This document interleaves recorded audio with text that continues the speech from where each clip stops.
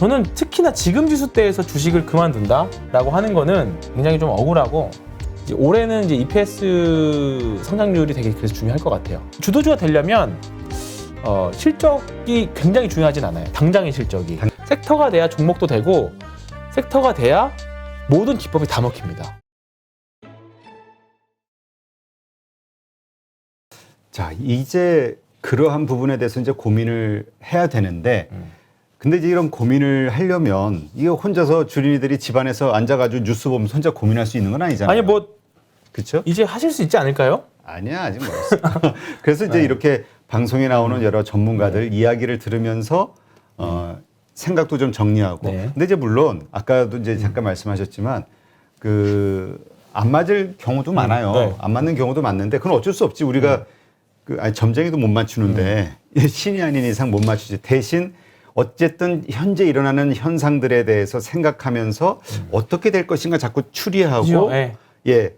그런 이야기들을 하는 거, 그러니까 근거에 대해서 자꾸 생각하는 우리가 그래야 그런 같이 좀 사고의 이 그렇죠. 폭이 좀 넓어질 네. 수 있으니까. 그래서 저도 좀 집요하게 질문을 드리는데 너무 부담 갖지 마시라고. 알겠습니다. 그리고 또 많은 분들이 우리 황 팀장님을 좋아하시는 이유도 그렇게 솔직하게 그냥 지금의 현상에서 생각나는 것들 이야기하고 틀리면 틀린 대로 왜 틀려졌는지 나중에 같이 또 그죠? 이야기하고 이유도. 알겠습니다. 예. 이러면 되죠. 자, 그런 차원에서 네. 우리 주린이들 지금 네. 심리가 어떠냐면은 이제 된통 당한 거야. 네. 그러니까 씨, 내 본전만 와봐라. 나 이제 주식 안 그죠? 한다. 내 이게 네. 마음고생하고 이게 뭐냐 이게. 네. 이런 생각하시는 네, 분들이 그죠. 있단 말이죠. 혹은 본전 조금만 손실이 좀 많이 줄면 돼도 손실이 조금만 팔고 많이 다 돼도 치우겠다. 나가겠다. 자, 이러한 생각 그죠? 어떻게 맞는 걸까요? 근데 억울하지 않으세요? 여기서 그만두기엔? 억울하지. 억울하지 않아요. 냈는데. 수업료를 낸 것도 있고, 작년에 그 화려한 수익을 많이 내셨던 분들이라고 하면 아마 작년 12월, 올해 1월까지 해서 많은 분들을 많이 이제 토해냈을 텐데,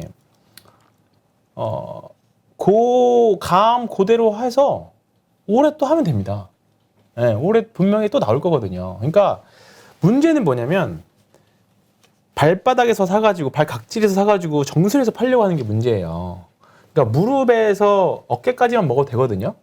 그러니까 우리 주식은 관성이라는 게 있어서 관성이 어떻게 받아들이시는지 모르겠지만 이게 올라가는 주식은 고점 신호가 나오더라도 조금 더 밀고 올라가는 부분들이 있어요. 그러다 보니까 싼 고점도 만드는 거고 추가적인 상승 신호도 나오는 거고 그런 거거든요. 하락도 마찬가지예요. 하락도 내려올 때 분명히 바닥 신호가 나왔는데 그 하락 관성에 의해서 조금 더 밀고 내려가는 부분들이 있거든요. 이제 거기가 이제 양극단인데 그거는 솔직히 맞추기 진짜 힘들죠. 그러니까 그래서 우리가 하는 게 분할 매수, 분할 매도거든요.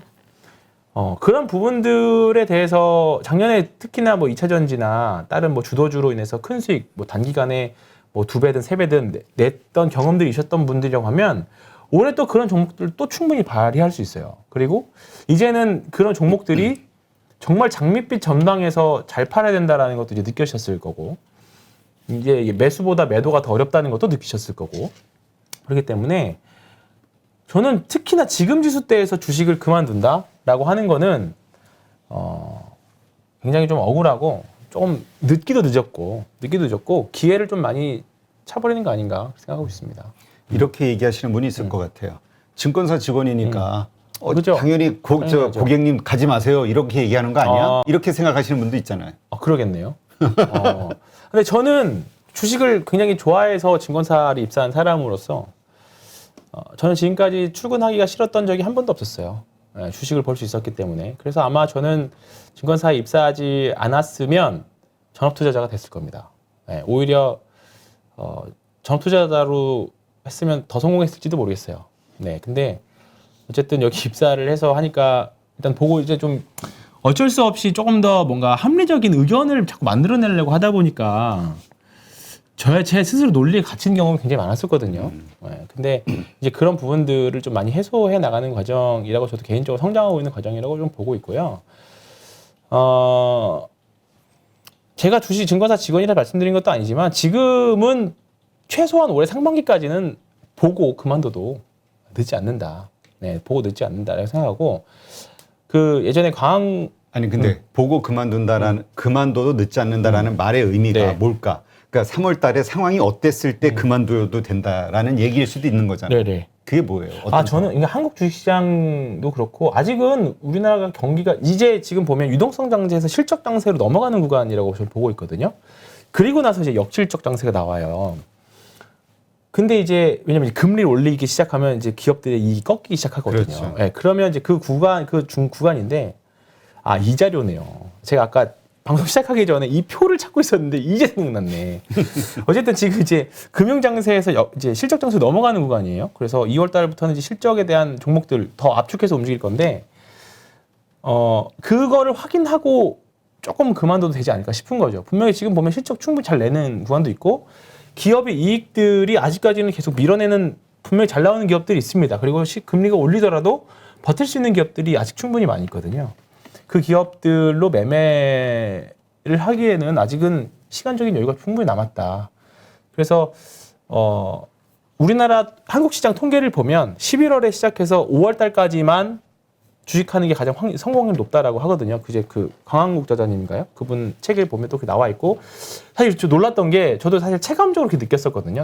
우리나라 주식은 항상 상반기에는 할만하고 하반기에는 항상 어렵다. 왜냐하면 제가 된통 당했던 시기가 8월 달, 10월 달 요거 때이고요. 그리고 항상 재밌었던 시기가 2, 3, 4월, 1, 2, 3, 4월 정도까지가 항상 재밌었고 근데 그걸 이제 통계적으로 해서 되게 신기했는데 그래서 이런 관점을 보더라도 상반기까지 그리고 이제 올해 3월 9일 날 대선이 있잖아요. 대선 끝나고 나면 또 많은 정책들도 쏟아져 나올 거고 연초에는 뭔가 강력한 정책들이 많이 나올 겁니다. 그래서 이런 효과들 전반적으로 봤을 때 그리고 그때쯤 되면 글로벌 증시들도 이제 어느 정도 다 이제 좀 진정되고 그다음에 뭐 공급난도 좀 해소되고 그다음에 자동차 관련 주식들도 좀 해소되고 반도체도 좀 해소되고 올해 스마트폰도 작년에 재고 조정이 먼저 일어나서 스마트폰 판매량도 좀 증가할 걸로 예상되고 있거든요. 그런 부분들도 좀 좋은 소식들이 있고 반도체 슈퍼사이클은 아니지만 반도체 턴어라운드 되는 것도 좀 나오고 있고 여러 가지 정황상 봤을 때 지금 주식시장을 포기하기에는 너무 싸게 거래되는 좋은 주식들이 많다. 네, 그렇기 때문에 일단은 주식 본전되면 그만해야지라고 생각하신 분들이라고 하면 일단 상반기까지만 하고 그때가 다시 생각해보자. 네, 그 말씀을 드리고 싶었습니다. 네. 그러니까 이런 질문하시는 분도 있어요. 시장이 문제일까? 그러니까 투자가 문제일까? 내가 한 그 투자법 네. 이게 문제일까? 물론 이런 얘기하면은 LG화학이나 뭐 카카오라든가 이런 얘기하면서 구조적으로 한국 시장은 잘못됐기 때문에 안 돼라고 하실 수도 있는데 뭐 그런 분이야 그러면 미국장 하시면 되죠. 그렇죠. 결국은 뭔가 우리가 투자를 할 수밖에 없는 세상이 오지 않냐. 그렇죠. 금리는 어차피 낮으니. 네. 1% 돼도 그래도 이거 2% 마찬가지예요. 돼도. 2% 돼도 나중에 마찬가지입니다. 네. 그러니까 이제 그러한 거를 또 합리적으로 생각해 보면 해야 되는데 네. 근데 또 이제 지금 이제 일단 어려울 때의 느낌으로는 이게 정말 뼈를 깎는 고통을 주거든. 그리고 그렇죠. 속상하고 마음의 병 생기고. 그러니까 이게 뭐 갈팡질팡하는 거예요. 그렇죠. 이게. 대형주들 쫙 위에서 예를 들어서 작년 이제 여름쯤 고점에 매수해서 지금 하면 아직 회복하려면 아직 한참 멀었죠. 뭐 LG화학 같은 경우에는 보면 한 8, 90만 원 했던 게 지금 이제 겨우 찔끔 올라와가지고 이제 70만 원 정도니까. 근데 뭐 이 주식을 좋고 나쁨을 떠나서 일단은 지금은 한번 여름에 대공세를 한번 예상해봐도 저는 좋다라고 봐요. 그리고 이제 변수는 아직은 좀 당연히 남아 있지만 이제 거시적으로 봤을 때 일단은 우리나라 코스피 전체 이제 영업이익 추정치고 이제 좀 사실 턴하고 있거든요. 그리고 올해 조금 기대를 해볼 만한 게 중국의 수혜를 좀 받을 수 있을 거라고 생각해요. 일단 돈을 풀고 네, 양쪽 풀고 하나를 있고, 하고 있으니. 네, 그렇죠. 풀고 있고 하니까 그래서 오랜만에 중국에 대한 중국 뉴스들을 계속 좀 저는 이제 올해는 좀 관심 갖고 많이 볼 예정이고 마지막으로 이제 지금 화학주들 이번에 사실 아까 처음에 말씀드렸던 대로 수출도 되게 많이 수출도 많이 늘었어요. 네, 수입도 많이 늘었지만 대표적으로 많이 늘었던 게 외국도 당연히 수입 단가가 높아서 우리나라 적자 받잖아요. 근데 우리나라도 당연히 그거 품목 수입해가지고 다시 수출하는 거니까 당연히 수출 단가도 되게 높아졌거든요. 근데 그 부분들이 화학이 대표적이에요. 근데 지금 효성 TNC나 LG화학도 그런 관점에 접근한다라고 하면 LG화학은 이제 배터리 부분 빼내서 본다라고 하면 이제 순수 그냥 그냥 전통의 화학주로 봐도 이제 저는 된다고 보거든요. 그러면 LG화학 같은 경우에는 지금도 되게 좋은 가격으로 봐요. 근데 오늘 보면 대표적으로 송원산업 같은 것도 사실 많이 올랐거든요. 제가 제일 화학주 중에 제일 좋아하는. 그러게. 네, 송원산업도 그렇고, 그다음에 뭐 휴캠스도 그렇고, 그다음에 뭐 그동안 많이 밀렸던 롯데케미칼, 그다음에 효성TLC 이런 주식들, 효성그룹주들은 화학주들은 이제 한번 또 해볼 만한 구간 됐거든요. 그래서 지금 만약에 화학주들 되게 엄청 장기 투자로 좋아하시는 분들 많은데 지금 너무 밀려가지고 고생하시는 분들은 지금 버티는 구간 또는 추가 매수도 해도 되는 구간, 단기 매매해도 되는 구간 다 괜찮다고 생각합니다. 네. 근데 그 이제 또 화학주 얘기하다 보면 네. 결국은 또 가치주, 성장주 요 그죠. 또 큰 틀이 나오면서 이게 지금 이렇게 좋은 모습 보이고 네. 있는 게 이게 또 이게 그렇죠. 마지막 불꽃 아니냐 이런 그렇죠. 생각하실 저는 분도 있거든요. 일단은 결국은 성장주라고 해요. 저는 결국은 성장주고 화학주는 뭐 지금은 그러니까 이런 주식들 지금 여기서 팔 수 있느냐 이거 아니거든요. 여기서는 무조건 버티는 거고 일단은 지금은 역배열있는 상태에서는 다 단기 관점으로만 또는 그냥 관망의 관점으로만 보시는 게 저는 좋겠다. 그런 관점으로 말씀드립니다. 네. 근데 일단 우리 그 기업 결국 이런 투자자들이 자꾸 늘어나야 또 주식시장 기업의 자금 조달도 쉬워지는 거고 전체 한국 경제가 좋아지는 거기 때문에 네. 뭔가 각 주체들이 책임감과 이런 걸 가지고 이 시장을 활성화시키기 위해서 노력을 해야 될 것 같아요. 네. 예, 그런 차원에서는 다시는 지금 현대중공업 같은 경우도 이제 자꾸 분사를 해가면서 네. 분할상자 계열사 상장을 해버리니까 그런데 하여튼 이러한 것들 그래서 기존의 주주들을 좀 힘들게 하는 이런 행위들이 좀 끝나야 되지 않을까 싶기도 하고 아까 삼성전기 잠깐 말씀하셨는데 삼성전기도 지금 나온 뉴스 보니까 장덕현 대표가 자사주 2,000주를 17만 2천 원에 장내 매수했다. 네. 뭐 액수로 3억 4천, 3억 5천이니까 얼마 안 네. 되지만 월급쟁이 사장으로서는 그렇죠. 또 나름대로 그렇죠. 보인 큰 거니까 금액이죠. 네, 그렇죠. 이러한 노력들이 자꾸 들어와야 되지 않을까 싶어요. 일단은 그 LG 에너지 솔루션도 그렇지만 최근에 이제 물적 분할로 상장들을 많이 했잖아요. 만도, 네, 그러면서 SK 이노베이션. 그렇죠. 그러면서 좀 약간 덩치만 커지고 지금 사실 주당 순이익은 많이 떨어져 있는 상태거든요. 시총만 커지고 EPS는 줄어들고 그렇다 보니까 우리가 밸류에이션이 이제 한 단계 낮아진 건데 이제 올해는 이제 EPS 성장률이 되게 그래서 중요할 것 같아요. 그러니까 질적인 성장하는 거, 영업이익 당기 순이익보다 EPS 성장률을 그래서 계속 제가 강조해서 말씀드리는 게 전체 코스피도 EPS 성장률이 확실한 반등을 좀 보여줘야 지수도 상승할 거라고 보고 종목들도 EPS 성장률이 확실하게 도는 것들 요거 할까 말까 하다가 결국 또 장표를 마지막으로 보내드리는데 이게 보면 이것도 이재만 연구원님 자료인데요. 영업이익률도 상승하지만 영업이익보다 EPS 성장률이 높은 종목들이거든요. 대표적으로 이제 삼성전자도 들어있고 LG전자 전기, 글로비스, 뭐 DB하이텍, 뭐 한솔케미칼 뭐 이런 종목들입니다. 골프존 같은 경우는 지금도 굉장히 좋은 모습이죠.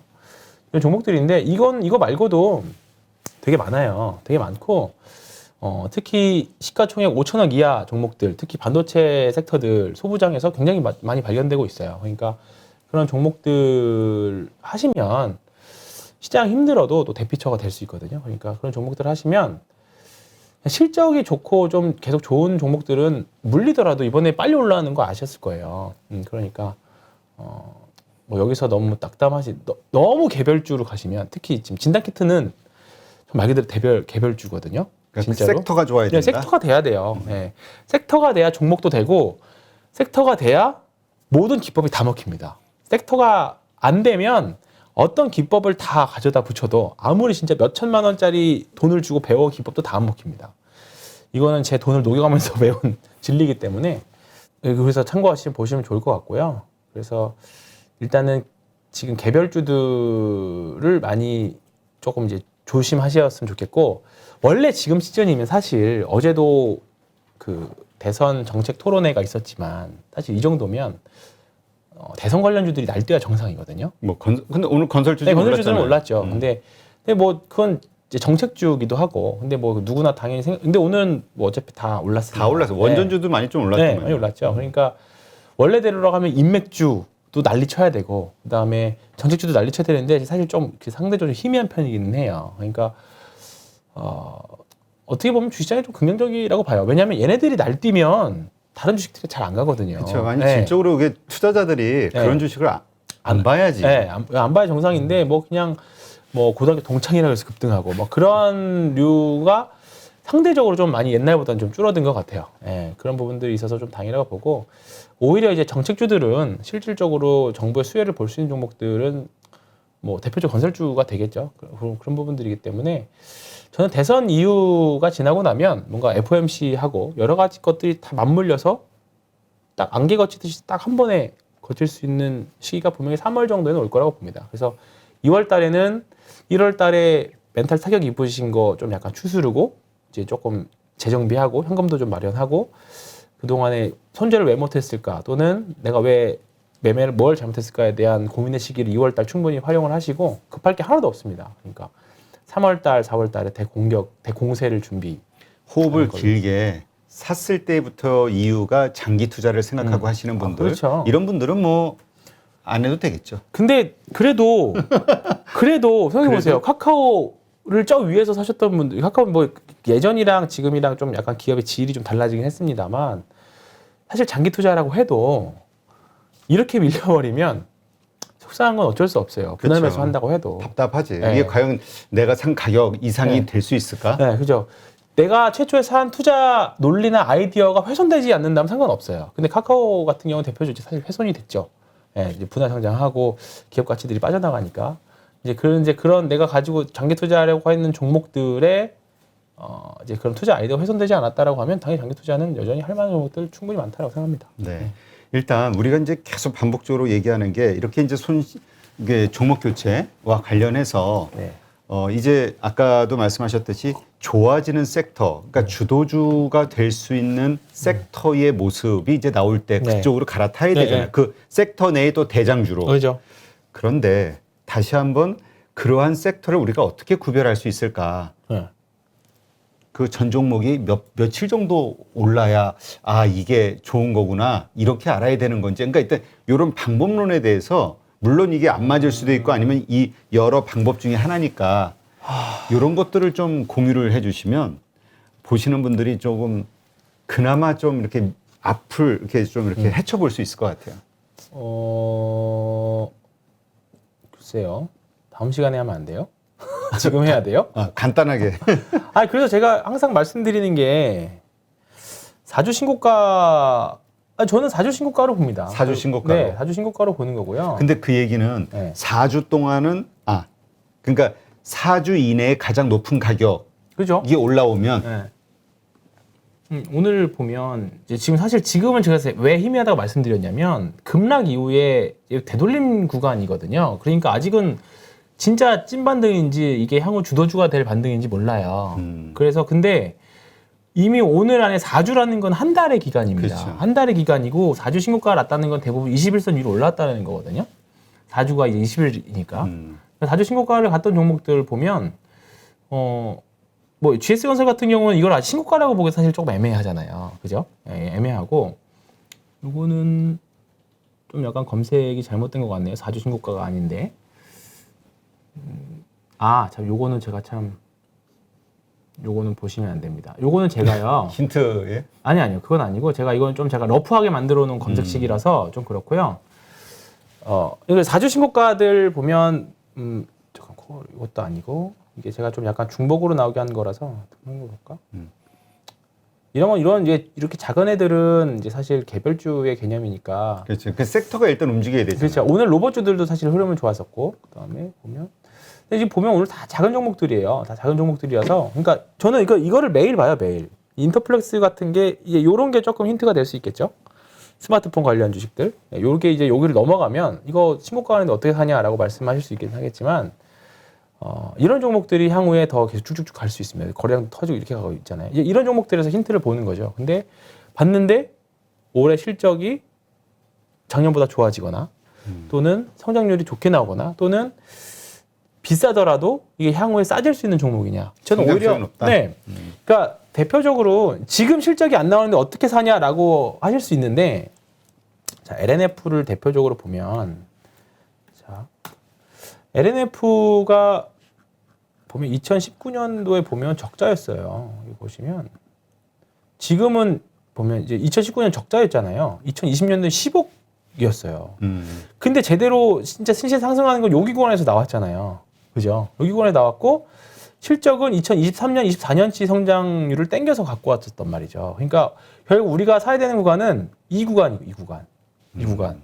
그러니까 제일 좋은 게 주식시장 실적에서 가장 영원한 테마는 턴어라운드잖아요. 그렇죠. 턴어라운드 하고 그 기업이 구조적으로 좋아지고 그다음에 그 구조적으로 좋아지는 게 시장의 패러다임을 바꿀 수 있는 그 무언가를 가지고 있다라고 하면 그 섹터나 그 종목은 주도주가 될 수 있는 거거든요. 대표적인 게 지금 골프존 같은 개별주 단에서는 골프존, 그다음에 작년에 아프리카 TV가 그랬었고, 근데 이제 2차 전지 섹터에서는 에코프로비움이나 LNF가 그랬었던 거죠.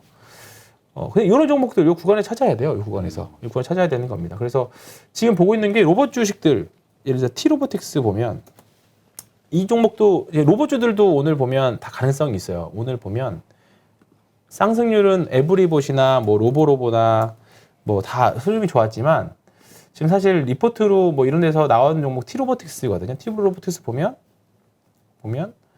작년에 올해 적자였고요. 작년에 일시적으로 적자였고, 21년. 네, 그리고 22년 올해 흑자 납니다. 흑자 나고 내년에 더 좋아지죠.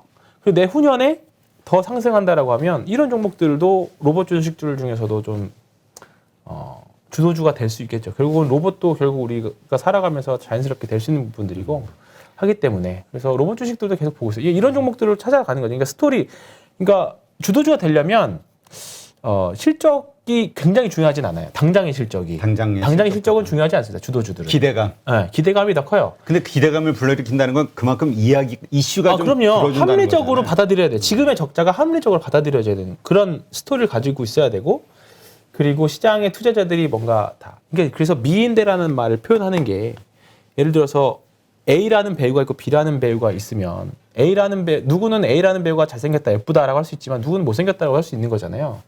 근데 합리적으로 누군가가 다 이 사람은 잘생겼다, 예쁘다라고 하는 내 생각이 아닌 시장에 합리적으로 바라볼 수 있는 그거를 되게 종조화시키는 게 되게 중요해요. 근데 그 시장의 의견과 내 의견이 일치를 하면 일단 내가 그렇게 생각하면 비중을 많이 태울 수 있잖아요.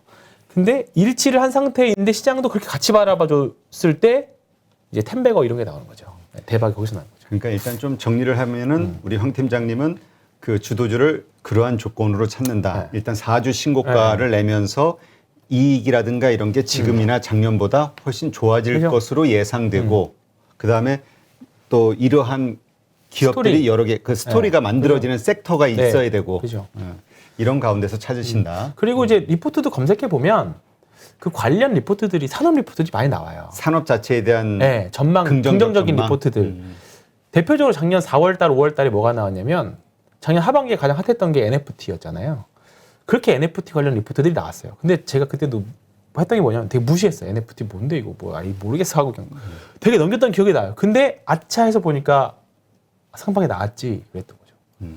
그래서 아마 지금도 계속 제가 매일 아침마다 검색을 하는 게 전날 나왔던 산업 리포트 굵직한 거 50장 100장짜리 나온 거 있나 하고 전날 장 마감하면 그날 4주 신고가는 뭔가 그거 요 작업은 제가 거의 하루도 안 빼놓고 합니다. 지난 일주일 안 했어요. 4주 신고가가 없어서 안 봐도 뻔해서 자백을 하고 없었습니다. 네, 안 했습니다. 네, 알겠습니다. 네, 이렇게 그 많은 분들이 좀 이런 관점에서 보셨으면 좋겠어요. 우리 황 팀장님만이 아니라 여기 오시는 많은 전문가들 여기에서 뭔가 결론을 자꾸 내려고 하시는 것보다 이들이 어떤 그 목적, 그러니까 주도주가 됐든 오를 수 있는 주식에 대한 어떤 아이디어, 투자의 아이디어를 찾기 위해서 어떤 식으로 노력을 하고 또 현상을 어떤 식으로 해석을 하고 이거에 자꾸 집중을 하시면서 그거와 함께 나도 함께 생각을 해보면서 이게 맞는지 틀리는지 시간이 지나면서 나오는 결론에 따라서 자꾸 이렇게 업그레이드를 시켜나가야 되는데 그렇죠. 우리가 가장 쉬운 게 그래서 뭐 사라고 그래서 언제 팔라고 그리고 너 맞나 틀리나 한번 보자 이런 네. 거죠. 우리가 이런 거를 좀 우리가 습관을 좀 바꿔야 되지 않을까 싶습니다.